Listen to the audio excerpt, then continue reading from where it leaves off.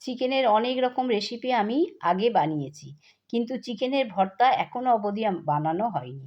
তাই ভাবলাম আজ আপনাদের সাথে চিকেন ভর্তার রেসিপিটা শেয়ার করি। তাই স্কিপ না করে পুরো ভিডিওটা অবশ্যই দেখুন। এখানে আমি কিছুটা জল ঢাকা দিয়ে গরম করতে দিলাম। কিছু গোটা গরম মশলা, তেজপাতা, লবঙ্গ, দারচিনি, বড় এলাচ দিয়ে দিলাম। জলটা গরম হয়ে গেছে, এবার চিকেনগুলো আমি এর মধ্যে দিয়ে সিদ্ধ করে নেব। ঢাকা দিয়ে 5 থেকে 7 মিনিট আমি সিদ্ধ করতে দেবো। ততক্ষণে আমি পেস্ট বানিয়ে নেব। কিছু টমেটো পেস্ট করে নিলাম, কাজু, কাঁচা লঙ্কাও পেস্ট করে নিলাম টক দই ওর মধ্যে দিয়ে। চিকেনটা আমার সিদ্ধ হয়ে গেছে। এবার দেখতে হবে এটা কি করে সিদ্ধ হলো, কতটা হলো। দেখুন একটা চাকুর সাহায্যে গিঁথে এইভাবে দেখতে হবে। এক চান্সে যদি গিছে দেয় তাহলে বুঝবেন সিদ্ধ হয়ে গেছে। এবার চিকেনগুলো আমি তুলে নেব। এই স্টকটা আমি রেখে দেবো, রান্নার কাজে লাগবে। কড়াতে সর্ষের তেল দিয়ে দিলাম, পেঁয়াজ কুচি দিয়ে দিলাম। পেঁয়াজটা আমি খুব লাল লাল করে ভেজে নেব। অনবরত খুন্তির সাহায্যে পেঁয়াজটাকে নাড়াচাড়া করে নিতে হবে। পেঁয়াজটা আমার ভাজা হয়ে গেছে। আদা রসুন পেস্ট আমি এর মধ্যে দিয়ে দিলাম। আদা রসুনটাও খুব ভালো করে ভেজে নেব যাতে কাঁচা গন্ধটা চলে যায়।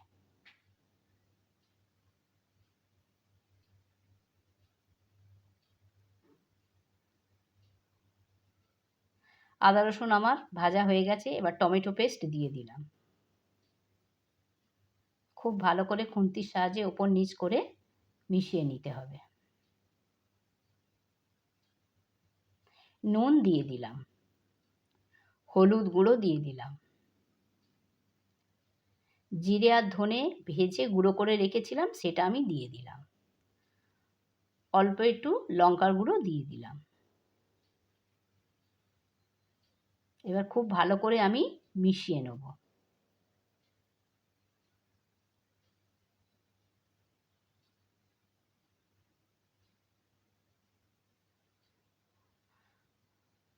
এক হাতা চিকেন স্টক আমি দিয়ে দিলাম, মশলাটা যাতে তলায় লেগে না যায়।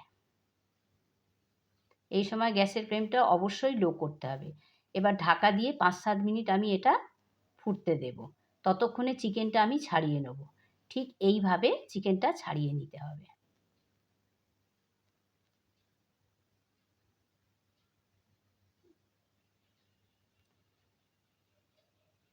দেখুন চিকেনটা আমার ছাড়ানো হয়ে গেছে। ততক্ষণে মশলাটাও কষানো হয়ে গেছে। মশলা দিয়ে কি সুন্দর তেল ছেড়ে গেছে। এবার চিকেনগুলো এর মধ্যে আমি দিয়ে দেবো। মশলার সাথে খুব ভালো করে আমি কষিয়ে নেব।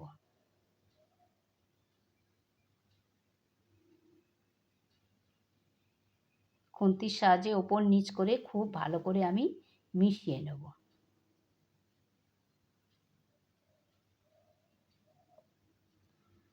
আবারও একটু চিকেন স্টক আমি এর মধ্যে দিয়ে দিলাম যাতে মশলাটা পুড়ে না যায়।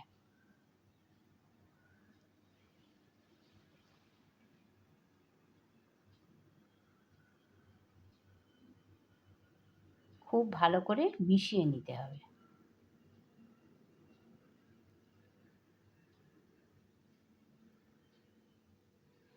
কাজু টক দইয়ের পেস্টটা আমি এর মধ্যে দিয়ে দিলাম।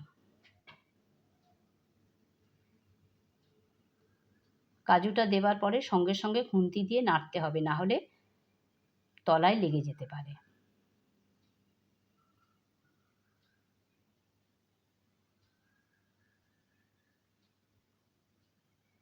খুব ভালো করে মিশিয়ে নিতে হবে।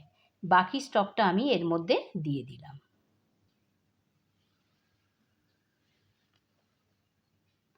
ফ্রেশ ক্রিম আমি দিয়ে দিলাম।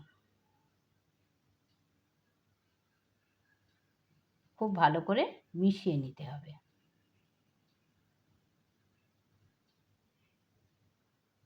দেখুন কত সুন্দর কালারটা এসেছে।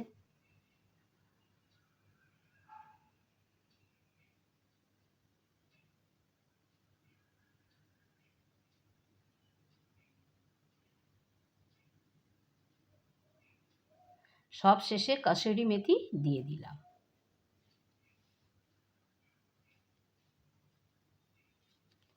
রেডি আমার চিকেন ভর্তা। রুটি, লুচি, পরোটা, ফ্রাইড রাইস সব কিছুর সঙ্গে এটা ভালো লাগবে। রেসিপিটি কেমন লাগলো অবশ্যই কমেন্ট করে জানাবেন। ধন্যবাদ।